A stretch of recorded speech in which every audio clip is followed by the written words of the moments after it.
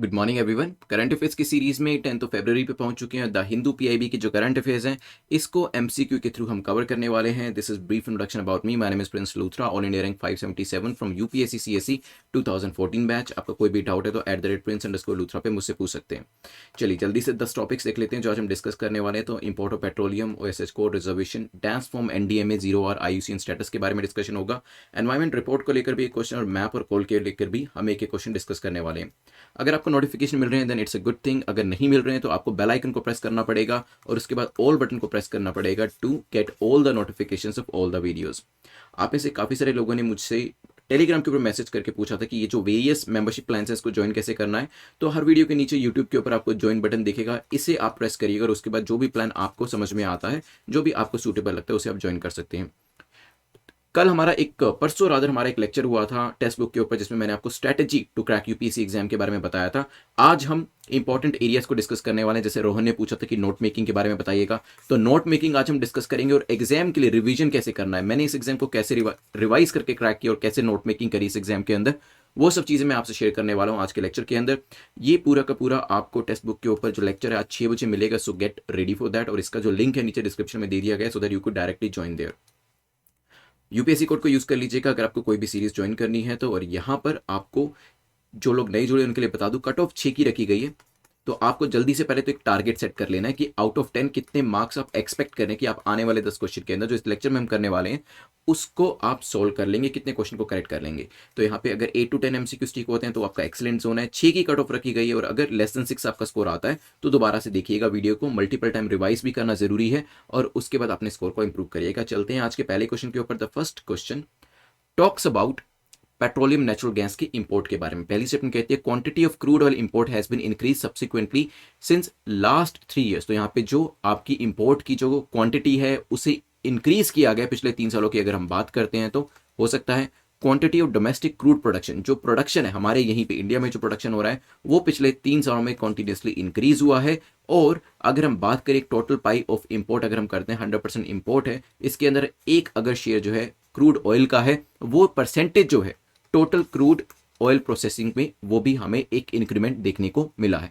सोचिए इसके बारे में, पीआईबी की न्यूज़ है, फिर हम डिस्कस करेंगे इसको लेकर।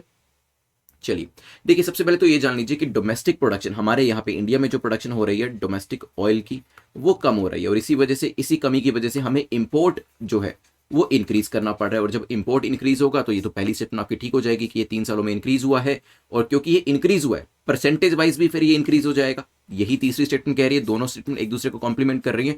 लेकिन डोमेस्टिक प्रोडक्शन हमारी डिक्रीज हुई है जो कि यहाँ पर नहीं बताया गया है, बिल्कुल रिवर्स स्टेटमेंट दे रखी है। आंसर क्या हो जाएगा? बी हो जाएगा। देखिए बात करी जाए पिछले 3 सालों में कॉन्टिन्यूसली एक डिक्लाइन देखा गया है डोमेस्टिक प्रोडक्शन के अंदर। इसका नुकसान सबसे बड़ा ये हो जाता है कि जब हम डोमेस्टिकली प्रोड्यूस नहीं कर पाते हमें इंपोर्ट करना पड़ता है और जब हम इंपोर्ट करते हैं तो उसके बदले में हमारी फॉरेन एक्सचेंज जाती है। ठीक है, तो फॉरेन एक्सचेंज जो है वो धीरे धीरे कम होती जाती है। Foreign exchange is very precious for us और अगर हम उसे ऑयल इंपोर्ट के अंदर दे देते हैं तो हमारा काफी नुकसान होता है बेसिकली। इसी वजह से हम ई मूवमेंट या जिसे ई ट्रांसपोर्ट कहते हैं उसकी तरफ बढ़ रहे हैं ताकि हमारा एनवायरमेंट तो क्लीन हो ही हो और हमें ये फॉरेन एक्सचेंज जो इंपोर्ट ऑयल जो हमारा बिल होता है उसके लिए भी हमें कम से कम खर्च करनी पड़े। चलते हैं नेक्स्ट क्वेश्चन के ऊपर, विच इज क्वेश्चन नंबर 2। यहां पर आपको ओएसएच कोड के बारे में पूछा कि बताएं, occupational safety health and working condition code को लेकर बताएं कौन सी स्टेटमेंट आपकी करेक्ट है। पीआईबी और पीआरएस दोनों के अंदर ये न्यूज मेंशन करी हुई थी, that's why this question is formed. Labour के बारे में बात कर रखी है कि लेबर जो है आपका कॉन्करेंट लिस्ट के अंदर आता है। आप जानते हैं कि यूनियन लिस्ट होती है, आपकी स्टेट लिस्ट होती है और आपकी कॉन्करेंट लिस्ट होती है। तो यहां पे कहा है कि आपका जो लेबर है वो कॉन्करेंट लिस्ट में आता है। ये जो कोड है ओएसएच कोड ये एप्लीकेबल होता है हर उस एस्टैब्लिशमेंट के अंदर जहां पे 10 या इससे ज्यादा इंटर स्टेट माइग्रेंट वर्कर्स जो है उनको एम्प्लॉय किया गया है। ठीक है, हो सकता है according to OSH code 2020 the trade union having more than 75% of the workers as members would be recognised as sole negotiating union. तो 2020 का जो ओएसएच कोड है उसके हिसाब से अगर किसी भी ट्रेड यूनियन के अंदर जो मेंबर्स हैं उस एस्टैब्लिशमेंट के उसके 75% या इससे ज्यादा लोग हैं तो उस पर्टिकुलर यूनियन को अकेली अपने आप में सोल नेगोशिएटिंग यूनियन माना जाएगा। सोचिए इसके बारे में, टाइम लीजिए, जल्दी नहीं है, फिर इसको डिस्कस करते हैं। चलिए, देखिए सबसे पहले तो ये जान लीजिए कि लेबर जो है ना ही यूनियन लिस्ट के अंदर आता है ना ही स्टेट लिस्ट के अंदर आता है, बेसिकली दोनों ही लिस्ट में आता है, मतलब कॉन्करेंट लिस्ट में आता है, दोनों ही यूनियन और स्टेट इसके अंदर पार्टिसिपेट करते हैं इसके अंदर अगर कुछ भी बदलाव करना होता है तो पहली जो स्टेटमेंट आपकी है वो आपकी करेक्ट हो जाती है। आपकी सेकंड स्टेटमेंट जो है वो भी करेक्ट हो जाती है, क्योंकि जो आपका ओएसएच कोड है वो एप्लीकेबल ऐसी जगहों पर ही रहता है जहां पे 10 या उससे ज्यादा इंटर स्टेट माइग्रेंट वर्कर्स जो है उनको एम्प्लॉय किया जाता है, तो सेकंड स्टेटमेंट भी आपकी करेक्ट हो जाती है। लेकिन ओएसएच 2019 की बात करते हैं तो वहां पर एक कंडीशन थी कि 75% अगर लोग होते हैं, मेंबर्स होते हैं आपकी यूनियन के अंदर, तो आपकी यूनियन को सोल नेगोशिएटिंग अथॉरिटी के तौर पे ट्रीट किया जाएगा। लेकिन इसमें बदलाव करके 2020 में यह नंबर को रिड्यूस कर दिया गया और इस नंबर को 51% कर दिया गया। ठीक है, अगर 51% मेंबर्स आपकी यूनियन के अंदर हैं तो आपको एक, क्योंकि देखिए मेजोरिटी तो यहां पर है ना, तो यहां पर तब आपको सोल नेगोशिएटिंग यूनियन के तौर पर ट्रीट किया जाएगा। तो आंसर क्या हो जाएगा यहां पर? A will be the correct answer. PIB से न्यूज बनाई गई थी, ध्यान रखिएगा, OSS code is quite important for this time. चलते हैं क्वेश्चन नंबर 3 के ऊपर। क्वेश्चन नंबर 3 बात करता है रिजर्वेशन को लेकर, पूछा गया रिजर्वेशन को लेकर बताएं कौन सी स्टेटमेंट आपकी करेक्ट है। देखिए सबसे पहले तो आपको देखना है कि पूछा क्या गया, करेक्ट या इनकरेक्ट, उसको सर्कल जरूर जरूर जरूर करिएगा। अब आते हैं रिजर्वेशन के ऊपर, क्योंकि द हिंदू के अंदर रिजर्वेशन के बारे में एक आर्टिकल दिया गया था and that's why this question is formed. क्या आर्टिकल था देखते हैं। There is a 50% ceiling prescribed by constitution bench in the Indira Sahni judgement. Indira Sahni judgement के अंदर एक कॉन्स्टिट्यूशन बेंच ने कहा कि रिजर्वेशन जो है वो 50% तक ही दिया जा सकता है और एक सीलिंग है उस पर लगा दी, लिमिट लगा दी, हो सकता है। National commission for backward classes that is NCBC एक स्टैट्यूटरी बॉडी है, तो स्टैट्यूटरी बॉडी का स्टेटस इसे मिला हुआ है। Tamil backward classes schedule caste and schedule tribe act 1993 is protected under the 9th schedule of the constitution. जो आपका tribal, Tamil backward classes, schedule caste and schedule tribe act है, ये 9th शेड्यूल के अंदर रखा गया कॉन्स्टिट्यूशन के अंदर। 9th शेड्यूल क्या है ब्रीफली मैं आपको बताऊंगा। वैसे जो लोग क्रैक यूपीएससी एग्जाम 200 डेज की सीरीज को कर रहे हैं, अदरवाइज जिन्होंने पॉलिटी के लेक्चर्स देखे हैं, दे नो कि 9th शेड्यूल के बारे में मैंने वहां पे आपको बताया था, उसके बारे में नॉलेज होती तो ये स्टेटमेंट को समझना और इसके बारे में आंसर करना आपके लिए ईजी हो जाता। सोचिए द हिंदू के अंदर न्यूज थी, फिर डिस्कस करते हैं। चलिए, द सुप्रीम कोर्ट ने अभी बेसिकली डिसाइड किया है, एक पिटीशन फाइल करी गई थी और इस पिटीशन में चैलेंज किया गया था बेसिकली कि 69% रिजर्वेशन जो एजुकेशन और एम्प्लॉयमेंट के अंदर तमिलनाडु के अंदर दिया जाता है उसको चैलेंज किया गया था और सुप्रीम कोर्ट ने कहा कि ठीक है मैं इस पिटीशन को एंटरटेन करूंगा, इस पिटीशन को सुनूंगा। ठीक है, तभी इसके बारे में जिक्र किया गया था, क्योंकि Tamil backward classes schedule caste and schedule tribe act 1993 जो है वो 9th शेड्यूल में अंदर डाला हुआ है। 9th शेड्यूल के अंदर जो चीजें डाली जाती है वहां पे जुडिशियल रिव्यू जो होता है वो नहीं पहुंच पाता है, वो उससे प्रोटेक्ट कर दिया जाता है। ठीक है, तो ये थर्ड स्टेटमेंट आपकी जो है यहां पर करेक्ट हो जाती है। इसके बारे में ज्यादा जानना चाहते हैं तो प्लीज आप पॉलिटी, इंडियन पॉलिटी के लेक्चर्स देख लीजिएगा मेरे। नेक्स्ट चलते हैं, देयर इज अ 50% सीलिंग, क्या 50% की सीलिंग जो है इंदिरा साहनी जजमेंट के हिसाब से करी गई है, तो यस पहली स्टेटमेंट भी ठीक हो जाती है। लेकिन आपको याद होगा कुछ टाइम पहले ही कॉन्स्टिट्यूशन बॉडी के तौर पे इसे जाना गया है, national commission for backward classes को कॉन्स्टिट्यूशन स्टेटस जो था वो दिया गया था। So it is no more a statutory body, rather it has a constitutional status, constitution status इसको दिया जा चुका है। तो आंसर क्या हो जाएगा? B will be the correct answer, क्योंकि पहली और तीसरी स्टेटमेंट हमारी करेक्ट हो जाती है। और वैसे भी द हिंदू के अंदर न्यूज थी, सुप्रीम कोर्ट की स्टेटमेंट दे रखी थी, सुप्रीम कोर्ट ने जो पिटीशन है उसको एंटरटेन करने की बात करी गई है, तो ये चीज आपके लिए एग्जाम के लिए इंपॉर्टेंट हो जाती है। चलते हैं आपसे आर्ट एंड कल्चर रिलेटेड एक क्वेश्चन डिस्कस करते हैं, क्योंकि आदि महोत्सव चल रहा है अभी और आदि महोत्सव के अंदर काफी सारे आपके क्राफ्ट्समैन, ट्रेडर्स और जो वेरियस डांस फॉर्म्स होते हैं उनके बारे में भी अलग अलग तरीके के जो शोकेस है वो किए जा रहे हैं और यहाँ पर जिन भी चीज़ों का प्रेजेंटेशन किया गया उसको लेकर क्वेश्चन पूछे जा सकते हैं। हेंस पीआईबी के अंदर रोज आदि महोत्सव के बारे में कोई ना कोई न्यूज़ जरूर होती है और मैं कोशिश करता हूँ वहाँ से कुछ ना कुछ नए फैक्ट्स को कवर करने की, नए कॉन्सेप्ट्स को कवर करने की, ताकि कोई भी चीज़ पीआईबी से हमारी रह ना जाए। पहला यहाँ पे जो पेयर है वो कहता है कि जौनसरी जो नृत्य है वो उत्तराखंड से आता है, तो जौनसरी नृत्य उत्तराखंड का हो सकता है। देन आपका आता है खारसावा चाहू, ये झारखंड से हो सकता है। संबलपुरी नृत्य ये उड़ीसा का है, ये भी हो सकता है। आपको मैच द फॉलोइंग करना है, जल्दी से करें फिर हम इसको डिस्कस करेंगे। चलिए, आदि महोत्सव आप जानते हैं कि इट इज नो मोर, आप कह सकते हैं it's no more an event, it is more like a festival. हर साल इसे फेस्टिवल के तौर पे सेलिब्रेट किया जाता है, जहां पर ट्राइबल कल्चर होता है, उनके क्राफ्ट्स के बारे में, उनके कल्चर के बारे में, उनके डांस फॉर्म्स के बारे में बहुत ज़्यादा जानकारी जो है वो दी जाती है। तो अवेयरनेस के लिए भी काफ़ी ज़रूरी है, क्योंकि as a citizen of India हमें हर ट्राइब और ट्राइबल कल्चर के बारे में जानकारी होनी चाहिए। तो यहाँ पे अगर हम जौनसारी नृत्य की बात करते हैं तो यस ये उत्तराखंड से आता है, तो पहला पेयर करेक्ट हो जाता है। देन आपका जो खारसावा चाहू है ये झारखंड से आता है, बिल्कुल करेक्ट है। संबलपुरी नृत्य उड़ीसा से आता है, ये भी करेक्ट हो जाता है। तो आंसर क्या हो जाएगा? A will be the correct answer. और वैसे भी अगर मैं आपको बताऊं यहाँ पर जब हमने लास्ट टाइम डिस्कस किया था हमने बाइगी परौंदा नृत्य के बारे में डिस्कशन किया था, मध्य प्रदेश से आता है। ये चीज़ भी आप ध्यान रखिएगा, आदि महोत्सव के अंदर इसका भी जिक्र किया गया था। और कुछ टाइम पहले, अराउंड 2-3 साल पहले कह सकता हूँ मैं, कि आईफिल टावर के पास जो आपका संबलपुरी नृत्य है जो कि उड़ीसा का है, उसको परफॉर्म किया गया था उड़ीसा को ट्रिब्यूट देने के लिए। चलते हैं नेक्स्ट क्वेश्चन के ऊपर, which is concerning NDMA. NDMA को लेकर पूछा कि बताएं कौन सी स्टेटमेंट करेक्ट है, कौन सा कथन आपका सही है।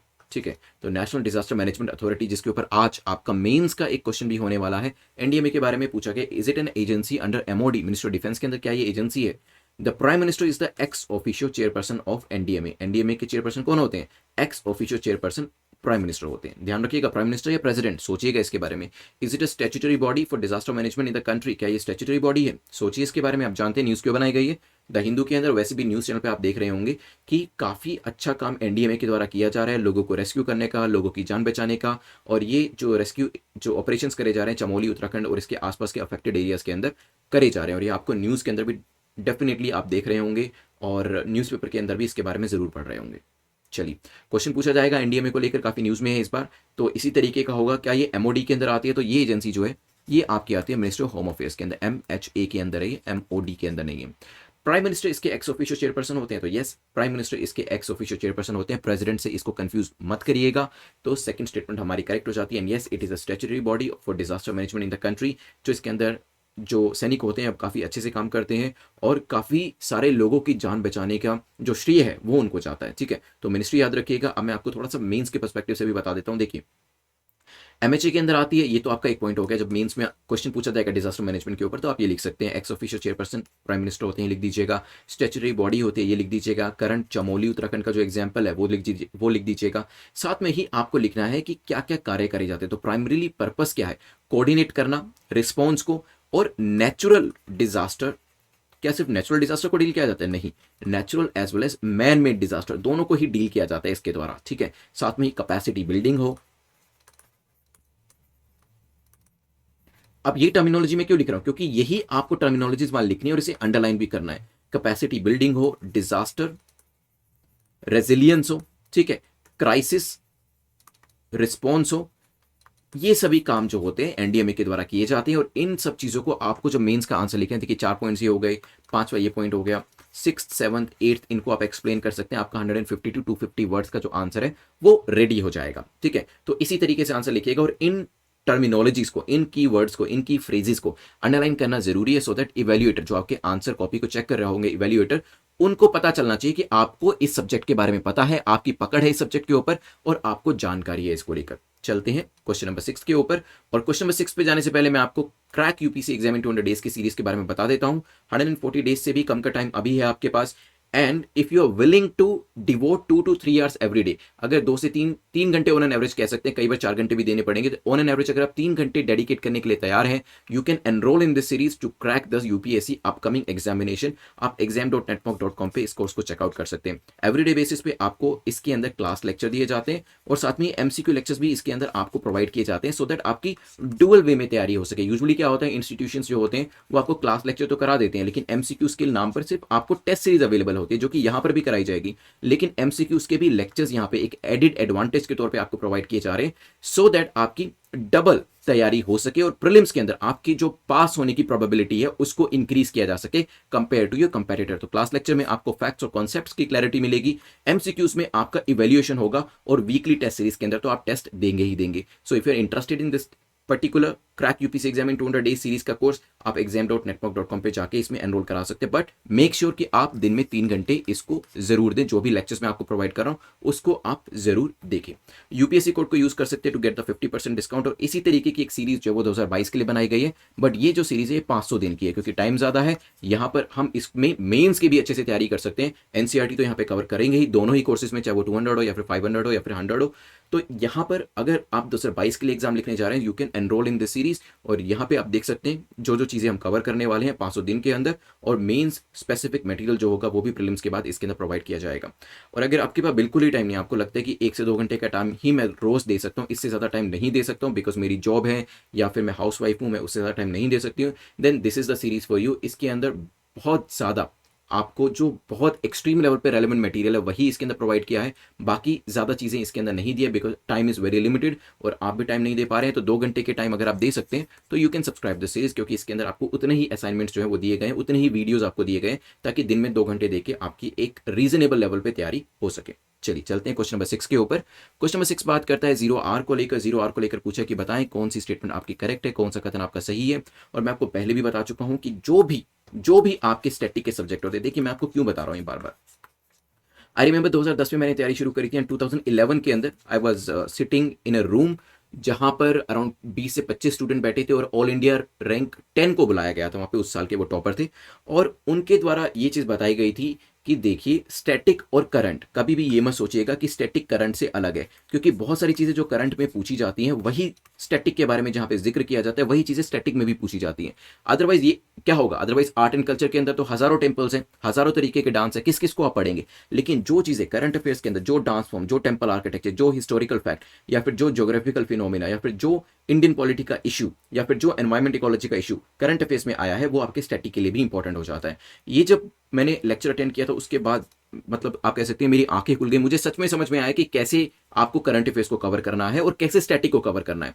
उससे पहले आई वाज द बिगिनर, मुझे ज़्यादा नॉलेज नहीं थी तैयारी करने के बारे में, कह सकते कि स्ट्रैटेजी उतनी अच्छी नहीं थी। तभी आज मुझे ये चीज़ समझ में आती है कि ये चीज़ कितनी इंपॉर्टेंट थी मेरे लिए। But I can also understand as a beginner, आपके लिए हो सकता है आपको ये चीज़ समझ में आने में थोड़ा सा टाइम लग जाए या फिर आप उसको उतना सीरियसली ना ले। और इसी वजह से मैं बार बार आपको ये चीज़ बताता हूँ कि static and current they are integrated, वो एक ही सिक्के के दो पहलू हैं, उनको अलग अलग करके आप मत सोचिएगा। अदरवाइज चीज़ों को सोल्व करना एग्जाम के अंदर काफ़ी मुश्किल हो जाएगा, क्योंकि स्टैटिक का भी अपना कोई मतलब लिमिट नहीं होती है, बहुत ज़्यादा है स्टैटिक भी। तो अगर आप उस पर भी एक लिमिटेशन लगाना चाहते हैं और बहुत इंपॉर्टेंट चीज़ है जो एग्जाम के लिए इंपॉर्टेंट है उसको करना चाहते हैं, then you have to focus on current, कि करंट के अंदर किस डांस फॉर्म का जिक्र किया गया है, करंट के अंदर किस टेम्पल आर्किटेक्चर का जिक्र किया गया है।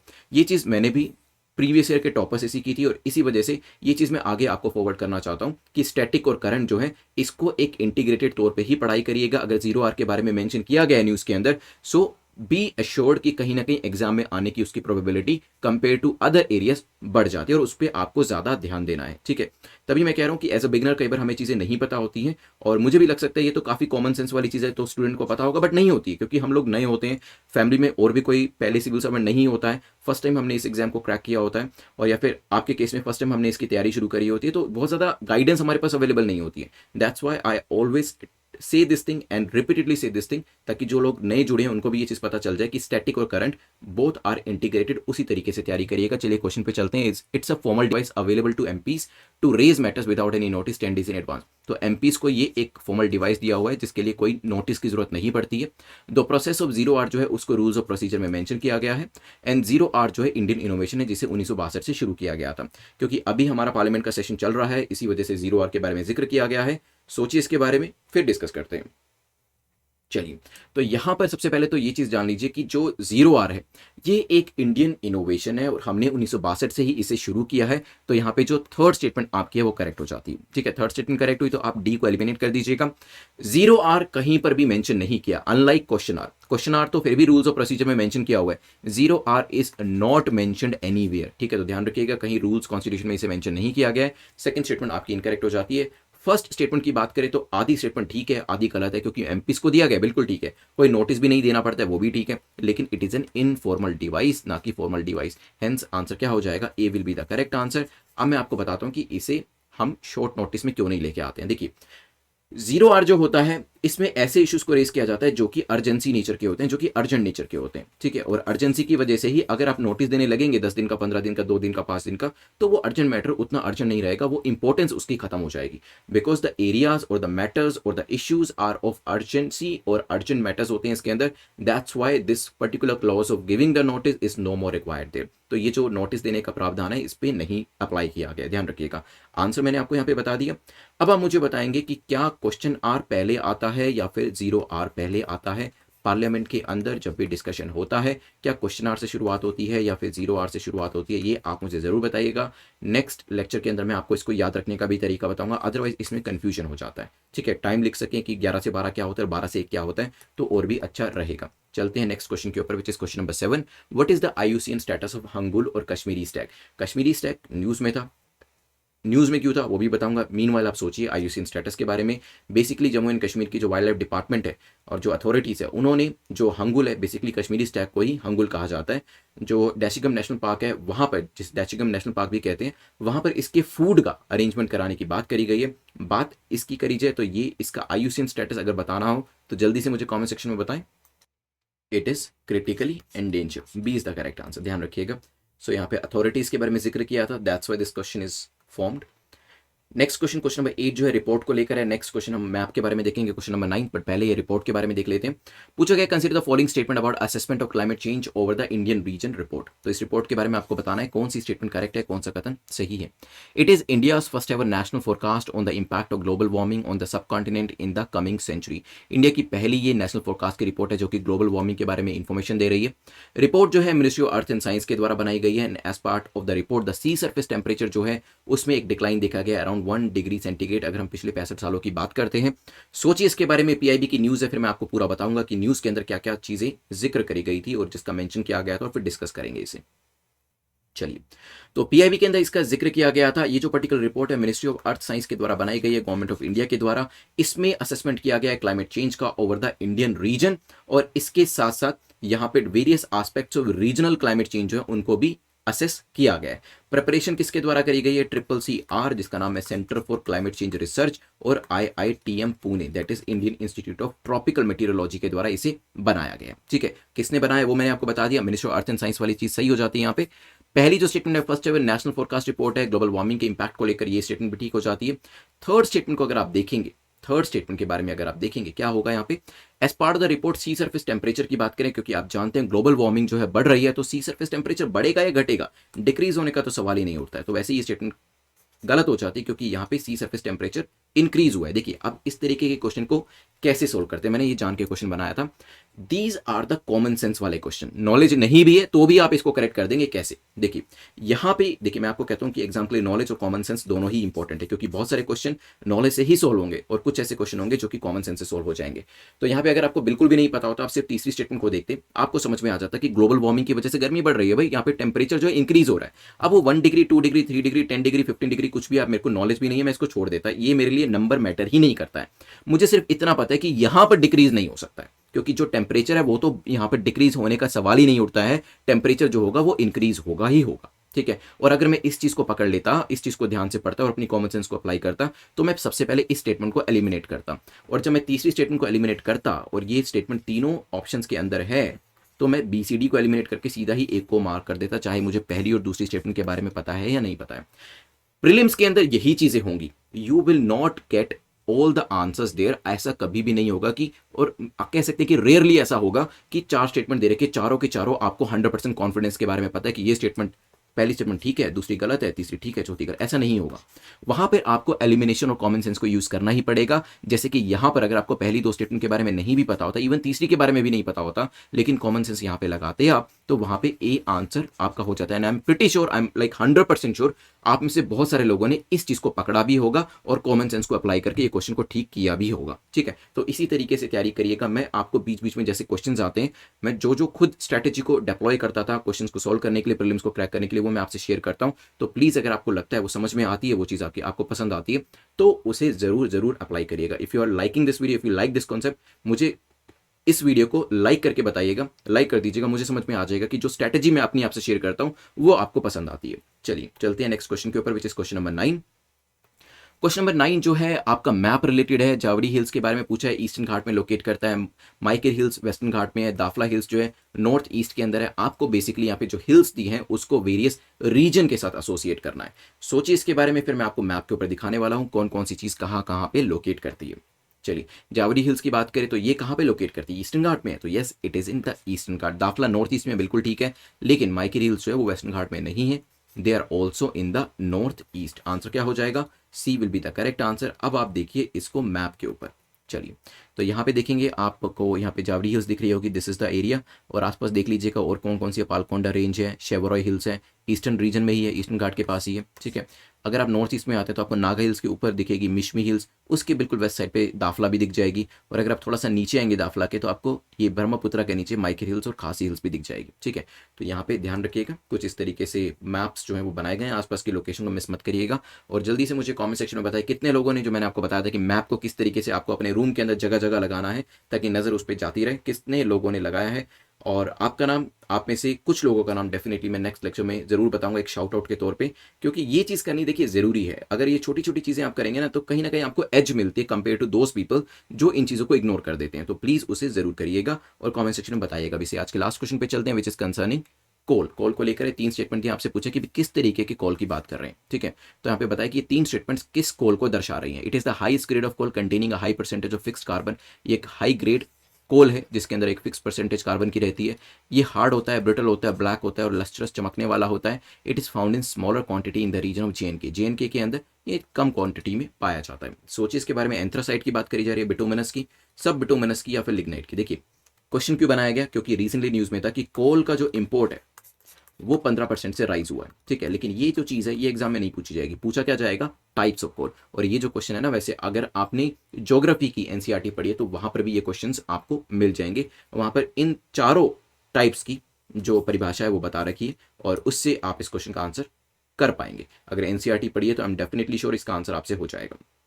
चलिए, here the correct answer is anthracite. Anthracite is the correct answer. It is the highest grade coal जिसमें फिक्स परसेंटेज रहती है आपकी कोल की, और साथ ही साथ हार्ड होता है, लस्ट्रस होता है और छोटी छोटी या कम क्वांटिटीज में जेएनके में पाया जाता है। वैसे काफ़ी जगह पे कम क्वांटिटी में ही पाया जाता है। So correct answer is a. लेकिन इंपॉर्टेंट चीज़ ये है, शुरुआत आपकी होती है पीट से जो कि कोल नहीं होता है। हीट और प्रेशर से इसको लिग्नाइट बनाया जाता है जो कि ब्राउन कोल कहलाता है।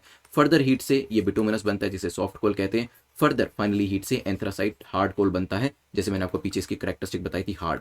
बिटुमिनस की क्या है, सॉफ्ट। लिग्नाइट की क्या है, brown. Highly desirable fuel because of its high heat content and low sulphur content.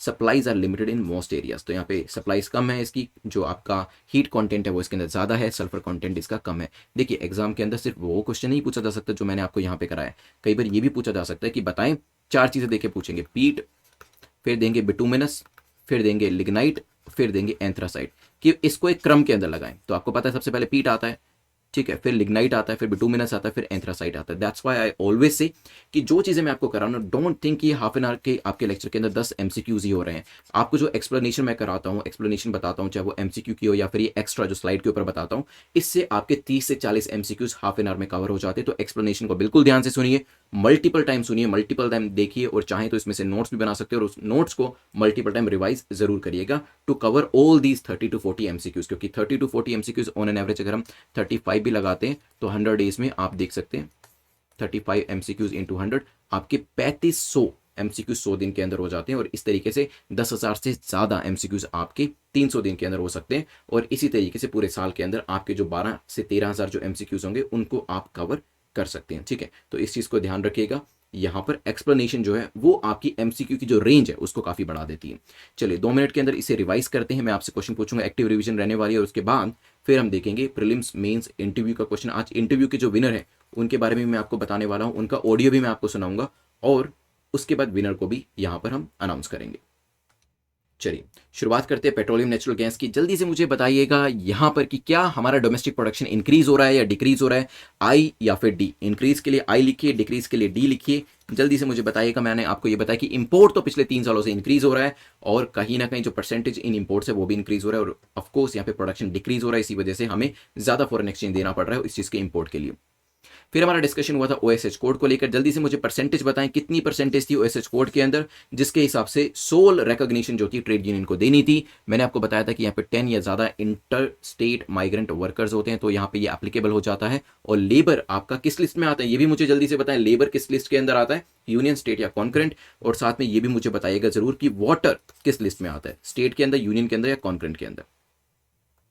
चलिए then we discussed about reservation. जल्दी से मुझे बताइएगा रिजर्वेशन जो है आपका कितने परसेंटेज है। अगर हम तमिलनाडु की बात करते हैं, national commission for backward classes की बात करी गई थी, तो यहाँ पे स्टैट्यूटरी बॉडी नहीं है, कॉन्स्टिट्यूशनल बॉडी है और 50% सीलिंग वैसे लगी हुई है। तमिलनाडु के अंदर 69% है। इसके कंसर्निंग पिटिशन सुनने की बात करी गई है। फिर जल्दी से मुझे बताइएगा संबलपुरी नृत्य कहाँ से आता है। मैंने आपको काफ़ी सारे नृत्यों की टाइप्स के बारे में और कहाँ कहाँ से आते हैं वो करा चुका हूँ मैं आपको। तो यहाँ पे आईफिल टावर का जिक्र भी किया था, उड़ीसा से आता है, ध्यान रखिएगा। देन एनडीएमए के बारे में बताइएगा, इनके चेयरपर्सन कौन होते हैं और कौन सी मिनिस्ट्री के अंदर आता है, काफ़ी इंपॉर्टेंट रोल है। स्टैट्यूटरी बॉडी है और कैपेसिटी बिल्डिंग से लेकर disaster resilience and crisis response के अंदर काफ़ी इनका योगदान रहता है। X official chairperson prime minister होते हैं और यहाँ पे मिनिस्ट्री ऑफ होम अफेयर्स को कभी मत भूलिएगा। चलिए, और यहाँ पे crack UPSC exam in 200 days की सीरीज को जरूर सब्सक्राइब करिएगा ताकि आपकी प्रोबेबिलिटी प्रीलिम्स के अंदर काफ़ी बढ़ जाए, और यहाँ पे यूपीएससी कोड को जरूर यूज करिएगा। फिर क्वेश्चन नंबर 6 के बारे में हमारा जिक्र हुआ था, 0R के बारे में। पहले तो मुझे ये बताइएगा क्वेश्चन आर पहले आता है या 0R पहले आता है, वो क्रम में मुझे जरूर बताइएगा। 0R क्या कॉन्स्टिट्यूशन में कहीं पे या किसी रूल्स के अंदर मेंशन किया हुआ है? आंसर करे यस या फिर नहीं, नो। वाई और एन के अंदर आंसर करेगा। इंडियन इनोवेशन है, 1962 से इसका इस्तेमाल किया जा रहा है, और unlike the question are it is nowhere mention. ध्यान रखिएगा, एमपीस को एक फॉर्मल डिवाइस जो है, इनफॉर्मल डिवाइस जो वो दिया हुआ है, और इसके लिए कोई भी एडवांस नोटिस की जरूरत नहीं पड़ती है। फिर हमारा डिस्कशन कश्मीरी स्टैक को लेकर हुआ था, जिसे हंगुल कहा जाता है। जल्दी से इसका स्टेटस मुझे बता दीजिए, आईयूसीएन स्टेटस इसका क्या है? Critically endangered. फिर क्लाइमेट चेंज रिपोर्ट के बारे में कौन लेके आया था इस रिपोर्ट को, कौन सी मिनिस्ट्री एसोसिएट करती है वो बताइएगा। First ever national forecast global warming के इंपैक्ट को लेकर रिपोर्ट बनाई गई है, और यहाँ पे जो टेम्परेचर की बात करी गई थी वो इंक्रीज हुआ था। Ministry of earth and science ने इसे CCR IITM पुणे के साथ बनाया है। देन 9th क्वेश्चन में मुझे बताइएगा दाफला हिल्स कहाँ पर है। माइकीर मैंने आपको बताई थी नॉर्थ ईस्ट में, जावडी जो है ईस्टर्न घाट में है, और इसके आसपास की जो हिल्स थी वो भी मैंने आपको दिखा दी थी।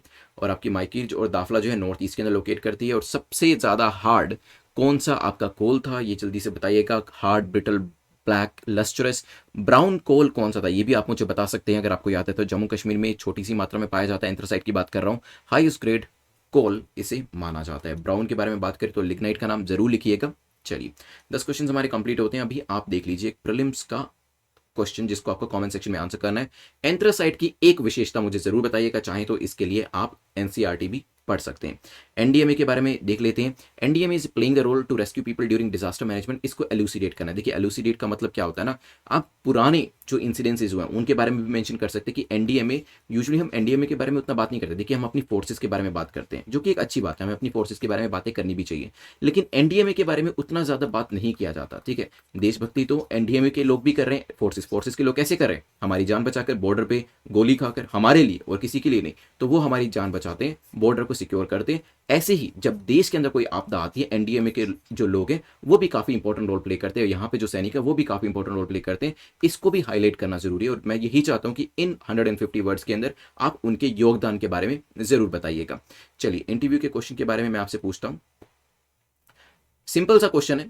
मान लीजिए आपके जो इंटरव्यू बोर्ड है उसमें कोई रिटायर्ड आर्मी ऑफिसर बैठे और आपसे पूछते हैं कि क्या लगता है आपको पाकिस्तान के इश्यू को कैसे डील करना चाहिए, कैसे टैकल करना चाहिए। देखिए, आंसर सुनने में आसान भी लग सकता है, लेकिन उतना आसान भी नहीं है, क्योंकि अगर टैकल करना उतना ही आसान होता तो अब तक इसको टैकल कर चुके होते। ठीक है, लेकिन क्योंकि हम पाकिस्तान और इंडिया के जो स्कम इश्यूज होते हैं उसके बारे में ज़्यादा जानकारी है हमें, तो हम काफ़ी सारी चीज़ें यहाँ बोल सकते हैं। बहुत ज़्यादा लंबा आंसर नहीं होना चाहिए, 1 से 1.5 मिनट में कंक्लूड करने की कोशिश करिएगा। मुझे पता है पाकिस्तान के बारे में जब भी बात होती है तो वैसे ही हम भावुक हो जाते हैं, इमोशनल हो जाते हैं। चाहे चाइना को लेकर बात हो तब भी ये होता है, और काफ़ी लंबी स्पीच हम दे सकते हैं, हम में से हर कोई दे सकता है, लेकिन वहाँ पर हमें कोशिश करनी है कि 1 से 1.5 मिनट के अंदर इंपॉर्टेंट बातों को बता दें, ताकि उनको भी लगे कि हम कोई भाषण नहीं दे रहे हैं, हम कोई लंबी लंबी स्पीचेस नहीं दे रहे हैं, हम सिंपल से 60 to 70 सेकंड्स के अंदर हमने एक अच्छा आंसर जो है वो उनको दे दिया, इंपॉर्टेंट पॉइंट्स को हाईलाइट कर दिया।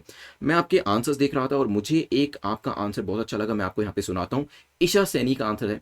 मैंने आपसे क्वेश्चन पूछा था कि प्राइम मिनिस्टर का जो ऑफिस है उनके लिए अभद्र भाषा का इस्तेमाल किया जाता है, क्या वो सही है?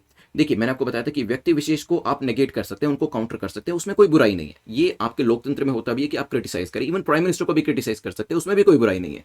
लेकिन अभद्र भाषा का जो प्रयोग है, ऐसा बार बार देखा गया, बहुत सारे लोग करते हैं, जो कि सही नहीं है। ऐसे पॉलिटिकल पार्टी के लिए देखिए, राह चलता अगर कोई इंसान करता है, अगर कोई अनएजुकेटेड व्यक्ति करता है तो समझ में आता है, ठीक है, लेकिन अगर बड़े बड़े पॉलिटिकल पार्टीज के लोग भी ऐसा करने लग जाएंगे तो कहीं ना कहीं अच्छा एग्जाम्पल सेट नहीं होता है। तो मैंने आप में से सभी लोगों के आंसर तो मैं नहीं सुन पाया और नहीं पढ़ पाया, लेकिन जितने भी लोगों के आंसर मैंने पढ़े तो मुझे ईशा सैनी का आंसर काफी अच्छा लगा। मैं आपको एक बार सुना देता हूँ, एक बार सुनिए, यहाँ पर काफी अच्छा है, 60 सेकंड से ज्यादा टाइम नहीं लगेगा आपको।